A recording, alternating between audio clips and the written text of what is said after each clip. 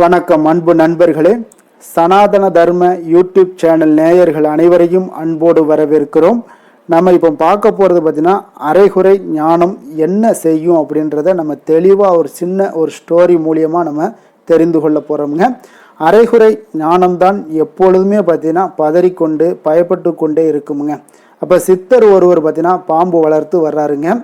அவர் எங்கு சென்றாலும் சரி அந்த வளர்ப்பு பாம்போடு தான் வெளியே செல்வாருங்க. அப்போ ஒரு நாள் வெளியூருக்கு போய் கொண்டிருந்த அந்த சித்தர் பார்த்தீங்கன்னா நல்ல ஒரு வெயில் நேரத்தில் சென்றதுனால ஒரு மரத்தடி நிழலை பார்த்து அங்கே படுத்து அசந்து தூங்குகிறாருங்க. அவருடைய அந்த பாம்பு கூடையவும் அருகில் வைத்து தூங்குகிறாருங்க. அமைதியான பாம்பு அன்றைக்கு ஏனோ கூடையிலிருந்து தப்பித்து விட்டதுங்க.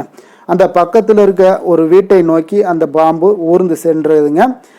அங்கே இருந்த ஒரு 2 வயது குழந்தை பார்த்தீங்கன்னா நடந்து வருதுங்க. இந்த பாம்பை பார்த்ததும் பொம்மை என்று பாய்ந்து பிடித்து விட்டதுங்க. அதே நேரம் பார்த்த அந்த குழந்தையினுடைய அம்மா வீட்டிலிருந்து வெளியே வர்றாருங்க.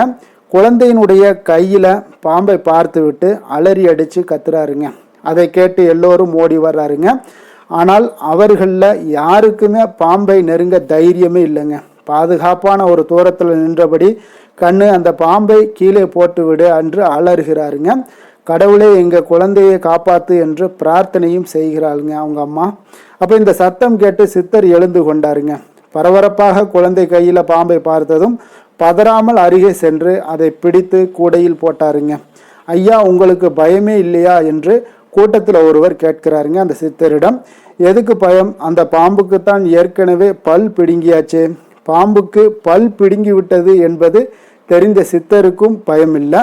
அதே போல் பார்த்தீங்கன்னா அந்த குழந்தைக்கு பாம்புக்கு விஷப்பல் உண்டு என்பதே தெரியாத அந்த பச்சை குழந்தைக்குமே பயம் இல்லைங்க.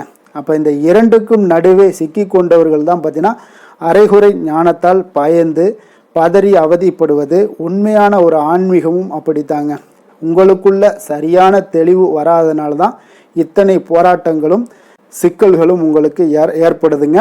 அப்போ மனதளவில் உங்களுக்கு ஆன்மீக தெளிவும் ஆன்மீக சிந்தனையும் உங்களுக்கு இருந்துச்சுன்னா நிச்சயம் உங்களாலையும் இந்த சித்தரை போலவும் அந்த குழந்தையை போலவும் தெளிவாக உங்களால் எந்த ஒரு காரியத்திலையும் நீங்கள் தெளிவாக நடக்கலாமுங்க. நன்றி, வணக்கம்.